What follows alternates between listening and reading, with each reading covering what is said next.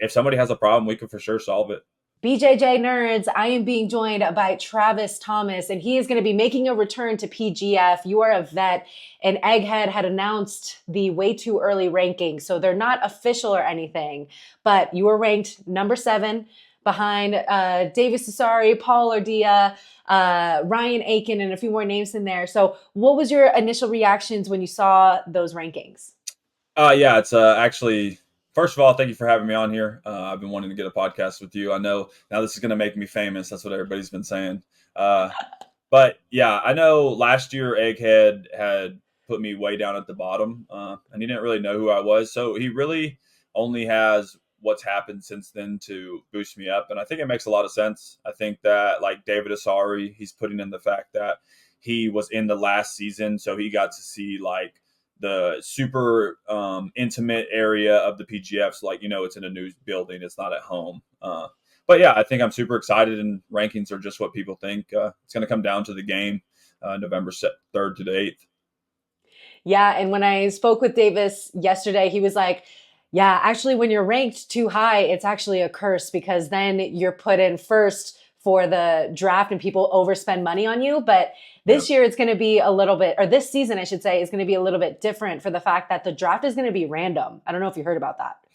Yeah, I was listening to the latest PGF Insiders podcast, and I had heard that I didn't know exactly. I know they said that it wasn't going to be like last year, so I don't know what that looks like, but it seems interesting. When you're looking at some of the legendary coaches that have been added for this season, do you lean any which way in particular on a team that you'd want to be on?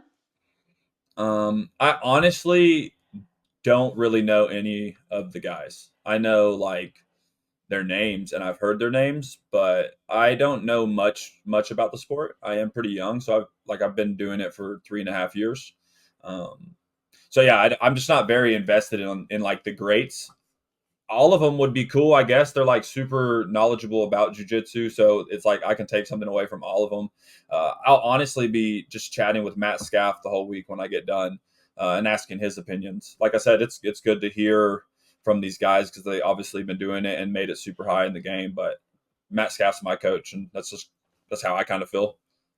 And he is definitely a good coach to have, someone that puts in a lot of hours, tape studying, and is a complete nerd to the game. I think he's been completely off social media recently, so we haven't been like sending each other as much stuff as we usually do. But just speaking about your time in the sport of jujitsu and having a coach like Matt Skaff, how do you think that has been able to really speed up your progress? Because I feel like you've made some insane gains in a time span that isn't normal for jujitsu practitioners. Yeah, I think that kind of accounts to what you're saying. Like Scaff, yeah, if you go to the gym right now, he's sitting at his computer watching jujitsu or watching MMA for his own development or just for the students. His biggest thing that he's looking for is skill development in his students. So, I mean, he has started like the Monday, Wednesday comp class, and then Tuesday and Thursday when we're rolling in the gym, he sits there and like actively watches about 10 different students and gives them all feedback at the end of the night. So having somebody like that, and then just Brandon, as like when I first started coming, I took a lot of Scaff's classes and I took a lot of Brandon's classes. And I mean, that's like two of the best coaches that I've seen in the game. And I've done not a ton of cross training, so I can't say like I've never learned from John Donaher or like Lachlan Giles or anything. But from my experience, I mean, they're the best. They articulate the game super well to me, and it's been super easy to pick up. And like it's such a small gym for real that like as soon as I think of something or as soon as I do something, I could call Scaff. I can go up to the gym and like get their input right there. It's not like there's a bunch of students looking or always needing them. And your jujitsu journey has always been at 10th Planet Decatur. Correct. Yeah, it's where I started and it's where I continue or I still train now. And I know that you did your first ADCC trials recently. And I feel like sometimes when people are 10th Planet, they're not super focused on ADCCs, more of like CJJ or EBI. But why was it important for you to kind of get those reps in at ADCC? And is that like a big goal of yours? Yeah, I think I'm really looking to become one of the best in the world. I want to be like remembered as an athlete who was in the jiu-jitsu game, almost like a Gordon Ryan or like a Hodger Gracie, even though I don't know who he is. Like I want to have that I want to have that statement made for myself. So I think like ADCC is a super big event in jiu-jitsu. It is like the accolades that you need, whether it's paying the most or not. It's the Olympics of the sport, and I just felt like those are going to be where the best guys are. If everybody switched to IBJJF, then that's where I would go. Or if I felt like the highest competition was at CJI or CJJ, I'm willing to do whatever. I wanted to do MMA as well, and it just seemed like that hadn't or hasn't worked out that great for me, like finding opportunities. Jiu-jitsu right now is just opportunity after opportunity after opportunity. So I'm just taking what I can take. And you brought up your MMA. I'm very curious to know if you think the grit that you build from MMA is going to help you get through that gauntlet that is PGF, because it's a super physical week. And I feel like if you have that experience of the physicality of MMA, it's not as bad. But for someone who doesn't, like, I think it's a big wake up call when they try to get through their first PGF season. Yeah, I think like MMA does break you down and build you up to make you mentally and physically strong for these things. When you are going through a beating every week, which I haven't done as much MMA training, like I said, it's just been like thoroughly focused on jiu-jitsu, but like even just going through it before, it does build like a character, and it does build this resilience to a hard week or like a fight camp, for instance.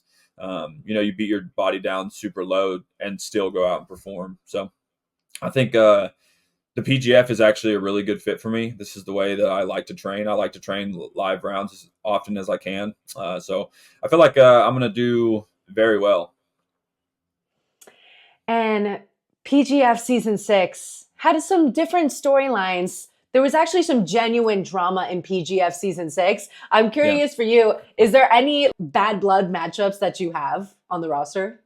No, I think I really like everybody. Not necessarily just on the roster, but like pretty likable guy. And if I don't like somebody, I just don't really mess with them. But I want some matches back. I had a match with Ryan Aiken at ADCC. I've had a match with Elijah. I've had a match with Kyle Chambers.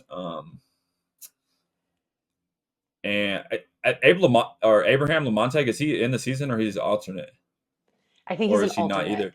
Oh, okay. Well, yeah. So if he got in as an alternate, I would like that match. But yeah, no bad blood between anyone. I think I just like going out there and competing. If somebody has a problem, we can for sure solve it.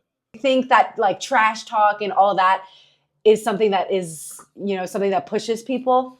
Yeah, I think that some people believe like the mental side, and I agree that the mental side is a super big part of the game. And I think like some of these attitudes and these altercations between people could distract people from the purpose of what they're there for. I just like never really got into that.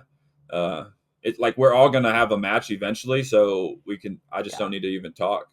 We could just figure it out on the mats. Yeah, you're definitely like BMAC. He's like, I just want everyone to be friends. And I'm like the reporter that's instigating stuff. I'm like, Yeah, PJ, yeah, did you hear that Andy said that he wants to prove he's the best 77 kg in 10th Planet? Like, I'm just starting all this shit yeah, on yeah. the side. But it's funny because it does, like, once y'all are on the mat, like, it's just seeing whose skill is better. So it's a beautiful Yeah. thing to see. I will say though, the bad blood does make for like good TV or good PR. It's something that the people are invested in. It's everybody loves a good drama because there is a storyline and somebody's mad at somebody and somebody's talking shit about somebody else. So I see where it comes in. It's just not my game, but I'm here for it. I'll read it all. Yeah, yeah. If the group Mhm. chat is popping off this year, you'll probably have a few memes in there just to spice it up. Yeah, I Um, try to stay out and be an instigator like you, just like little remarks here and there that might fire it up, but I don't want no part of it. That's so fun. That's so fun. I know some of the storylines from last year were between Max Hansen and Daniel Sattler and their personalities coming into it. But I don't know. I feel like this season there aren't as many, I guess, hothead personalities. I mean, I don't know. I've met Kamoy on a few times, so I can see him talking a little bit of trash. I'm just trying to figure out and predict like where things could kind of go crazy because it is a long, tiring week. And I'm excited to see which personalities come out. Yeah, I think that I could see the guy who won 10th Planet Austin. Hmm. the qualifier, and then or like the Austin qualifier, and then Elijah. I could see them getting back and forth because the guy who won the qualifier in Austin is Australian, and we know Australians like to get under people's skin. They just have a really jokey Hmm. personality. I think Elijah will have the same, and I think they both want to be the best in the season. I think Kamoy can get down with the shits, but he's more just like a New Yorker, just tough and says what he thinks, you know. Yeah. But Okay. again, we got like Fedor, who I don't think is going to talk any trash. Yeah, I feel like the drama is going to be a lot less this season. Yes, Sebastian Attard, I think is who you're talking Yeah, about for the hmm Austin. yeah, And yeah, no, Elijah keeps it real. Me and Elijah almost had some beef one day because he wasn't coming over for an interview. And I'm like, Elijah, you're supposed to be a professional athlete over here. I need to talk to you, yeah, bro. yeah. So, he wants war with everyone. So we Dang, got to make it you got happen. smoke with Elijah. You guys are going to have to settle that That's when out. you know. But when we're looking at the PGF as a whole, this is the first time there's ever been a uh, grappling federation in a professional league. So it's super different what BMAC is doing. And I've heard different thoughts on how the rules are. Like Fedor, I asked, oh, like, what do you think about a kill being 6 points, joint locks being 3? And he says, no, I don't agree with that. I think a submission is a submission.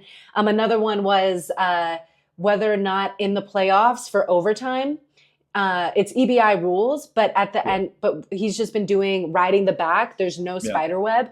So like, yeah. what are your thoughts on some of those type of rules, like the points that they have, and then the no spider web, just riding the back for playoff time? Um, yeah, I think every promotion has its rule set, and it's just a game. Like I think that some people, I'm not necessarily a huge fan of the EBI rule set.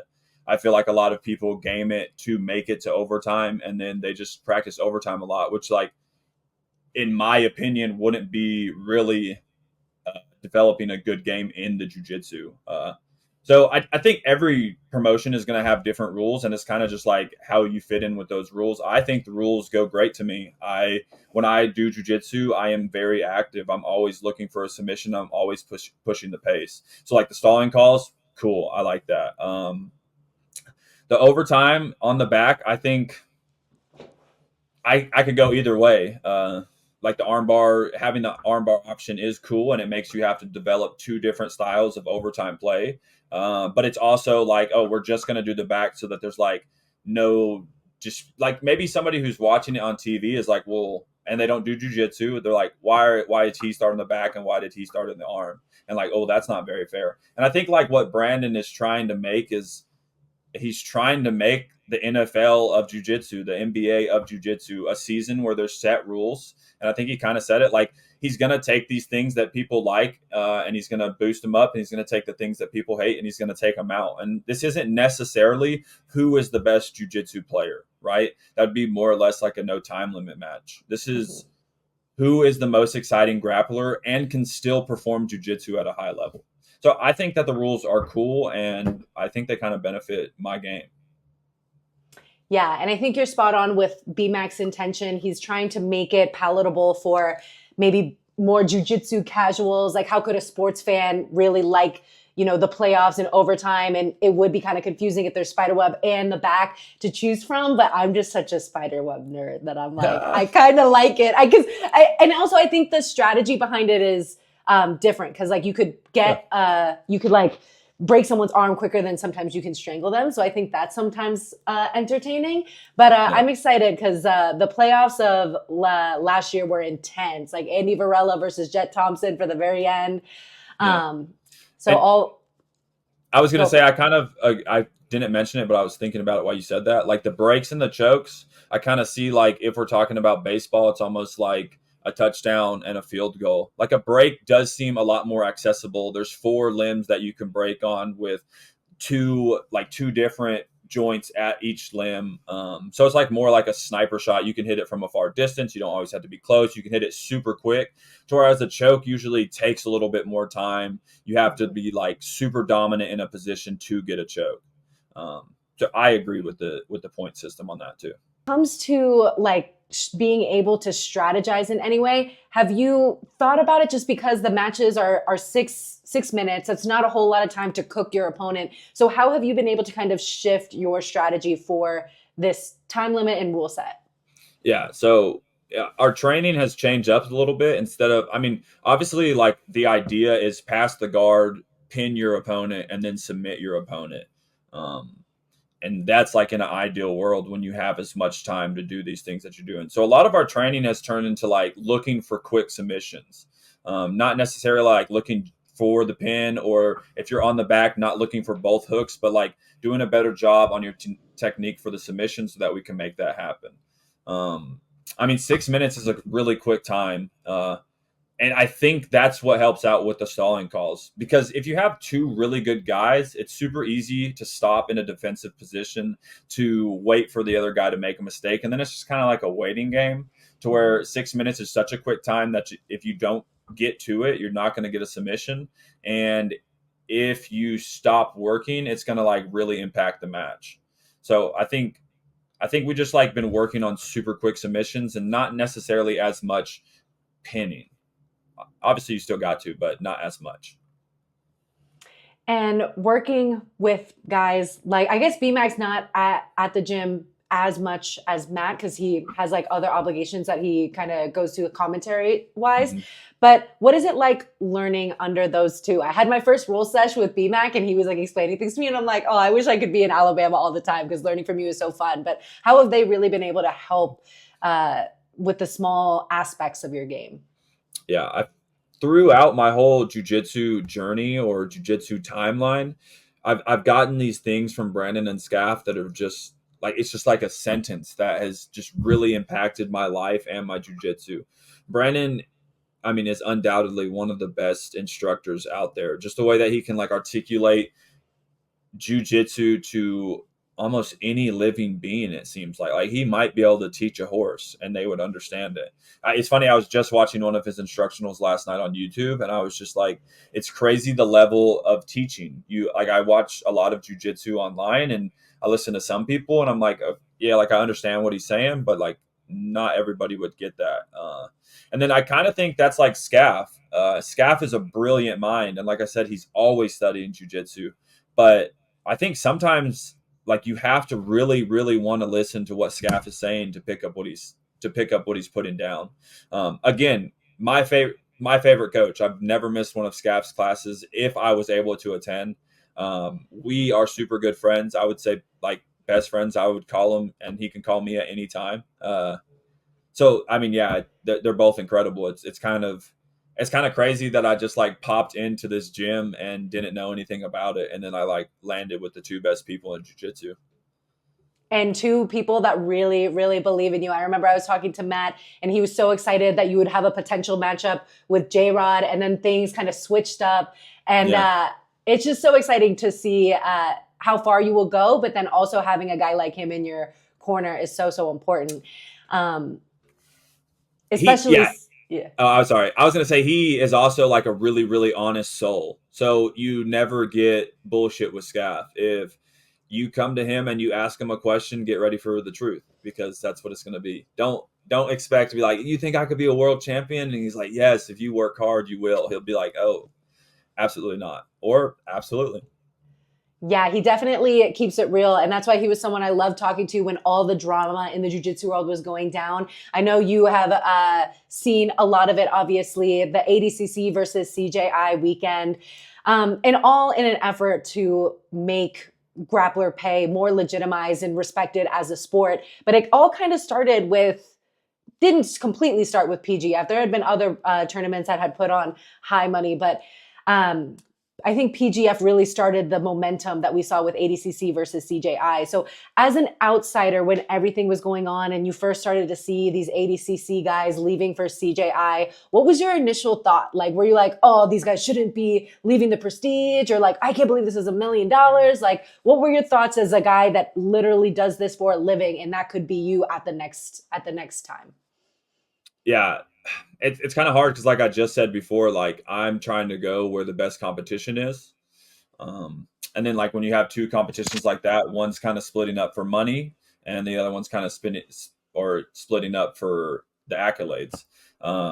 Which then it kind of like messes up that year's ADCC, which I think that ADCC was great. We watched it all, and we watched CJI, super high level competition on both sides. But like the way that jujitsu math pans out is who knows? Maybe if CJI didn't do ADCC, then we have six total, like six different champions at ADCC. Um, but I would have to say that all the way down to the lowest promotion all the way up to ADCC, it seems like the promotions want to make more money than the athletes, or like do things that the athletes really don't even care for when the entertainment is the athletes. So I thought like, damn, go get your money. If you're gonna get, if there's a chance to make $1 million and you're getting picked to be in this bracket, it just only makes sense, right? Especially if you are one of the top guys. And I mean, are they really going to ban the top guy from competing in a competition because he chose to go make money? I don't know. But I would have done CJI if they invited me. And I like, if I was at the highest level and I'm invited to ADCC and then Craig Jones is like, yo, you want to do CJI? I'm like, oh, absolutely. Yeah, I think a lot of people ended up jumping ship and didn't regret it at all. Uh, I'm curious, when the Craig Jones Invitational and all that drama kind of happened, it wasn't for sure who would be taking over ADCC 2026. What was your reaction when Mo stepped down as president? Yeah, I think that sucks. It's like, two high schoolers going at it, and each of them has their little posse behind it. And it went far enough that like one of them just had to back out the race and basically just like totally admitted defeat. Uh, like he went But back did on the. he admit defeat? Did he? It's I don't know if he I, did. I think even if he didn't say it, what he did, what like, oh, if I Yeah. was to do ADCC again, I would make it super intimate and I would use a smaller arena to pay the athletes more. The reason that CJI started. And then when he stepped down, he was like, okay, now I'm giving up this because I really can't do it to the like what y'all are looking for. But it's always for jujitsu and the athletes making money. So he like most definitely lost big time. Brandon, I was listening to that podcast and Brandon said that it would be the ultimate kill if Craig took over ADCC. Um, and if that was to happen, I mean, yeah, that might be the greatest thing the internet has ever seen.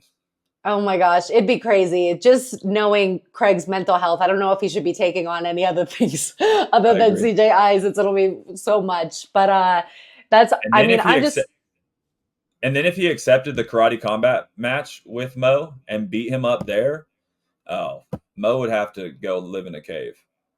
yeah, that was so interesting that they ended up, out of all the promotions, to do karate combat. I'm like, I mean, at least do like an actual boxing promotion. But yeah, their drama is definitely so hilarious. I attempt to stay out of it as I can, but then I'll Yeah. like make a graphic that was just meant to be like informative, but then Craig will use it with like funny music and a funny caption, and it turns into trolling. And I'm like, Yeah. all right, well, we're down this path. We may as well just fully go in. You're the Um, ultimate middleman troll. yes, I'm definitely an infiltrator for sure. When we think about your style as a jujitsu athlete, how did things start off for you, and where do you see yourself now stylistically? Mm, when I started playing jujitsu, I played a lot of guard. I was always laying on my back. I just felt like most comfortable. Um, I'm like super long, and I'm not super dense, so I felt like it was hard for me to be heavy on top. Mhm. And then it seemed like people were able to move me around a lot. So I played a lot of bottom, and I think like just in the past year we've been like since we were getting ready for ADCC trials, we had changed that up. We knew that like playing on top is always going to be the best. And now I would say while I do like to play a lot more on top, I'm going to look to wrestle and then pass guard. I feel really established in both. I think everybody knows, and it's no secret that like my leg game is the damper on my jujitsu game. Um, but I honestly think that if I fix my leg game I want to say unstoppable. That sounds crazy, but I really feel as if I can play with anybody at any level at any part of the game. And I will say that like I've only been focusing on my legs since the last like not only but real big focus on my leg game since the last PGF, and I feel like it's gotten way better. But yeah, once I fix that, I think I could play anywhere, bottom, top, side, whatever you want to do. Do you have a specific moment from past PGF seasons that you're particularly proud of? I thought it was pretty sick that in the season that I did, I had 11 submissions, and I think I had 10 different submissions. I think I only hit the same submission once, and it was a pretty crazy submission that I hit the same. So I thought that was pretty sick. Awesome. And when you're looking ahead, and I know there's a lot of 10th Planet people on the roster this year, is there anyone in particular that you were like, oh, I kind of want that guy on my team? Man, I think like the top four dudes. I don't know if I think like maybe the power rankings are a little different. I don't know what they have, but like Ryan Aiken, Paul Ardilla, Kyle Bain, Adam Bradley. and Adam Bradley. I think those top four dudes are like if you get any of them, that's a good start. I think that if I can get on a team with one of the top four dudes, that we can win the team. I'm most definitely gonna score this season. I will be one of the highest scorers. I think like my submission percentage is just gonna. It was like this. I think it was the highest in season 5, and it's like the second highest in PGF history. I think that I could be wrong, but I am gonna score regardless. So I think any of those four guys would be a great addition to a team. And how has this particular training camp been for you? I know that sometimes like either injuries or different things can kind of get in the way of having the type of training camp you have, but have you just been like happy, healthy, mentally, physically, everything? I mean, I will say, like, I would say mostly healthy for sure, obviously. And then I just have like, we stay in fight camp pretty much year round. So, like, my body's super sore, but I'm not coming into PGF with like any real injuries. Maybe just like a sore back for a day or my shoulder's a little tight. But I feel like we're going to like lighten the load over the next 2 weeks. And yeah, I think I'm going to come in super fresh. Honestly, more fresh than I came into season 5 because I was like, oh, I do this every day. It's not like I don't need to really change up my training schedule for it. And then by day 3 of season 5, I was like, wow, this is actually a lot. Yeah, I feel like it's people don't realize until they're in it because when I interviewed PJ and he was just like, "This is fucked. This is fucked." Yeah, it's I mean it's a lot. Like I said, it's a lot mentally, it's a lot physically, especially if you're having like I would say I had really big expectations for myself. I thought I was going to get all 12 subs. I thought I was going to finish like 100% submission rate. And if you create these expectations and then you start missing them, it's just like kind of in a fight. You know you're a good wrestler, you shoot for a takedown and you can't get a takedown, you get discouraged. So throughout the week, if you have this expectations of like, oh, I'm going to win this many matches and this is how I'm going to play, and then it starts panning out a little bit different, you're not only getting physically broke down, but you're mentally getting broke down as well. Yeah, especially the way if you don't get a submission, you don't get any points. So like you could have a really good match, but you just don't get that on paper. I can only imagine how that would feel. Will you have anyone from your hometown or family members in Vegas supporting you in person? I'm pretty positive that my uncle Jimmy is gonna make it to the show. He comes to a lot of my competitions. He lives in California, so I Oh, think he's gonna nice. drive up for 2 of the days.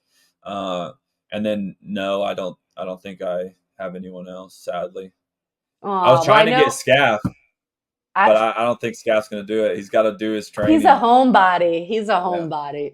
yeah. Or like gym body. Like he just wants to be at the gym all day. He just wants to be at Uh, the gym on his laptop or telling competitors what to do.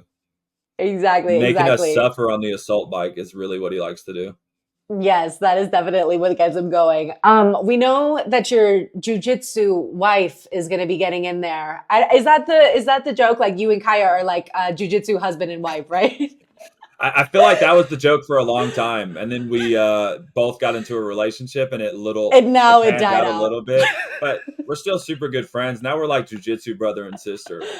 Okay, that's an Yeah, interesting transition. But she's going to we were be related after the marriage, though, not before. Okay, Yeah. that makes it better. Yeah. So she's going to be competing against Vanessa Demopoulos, UFC Mhm. fighter. Do you think this is her toughest test to date?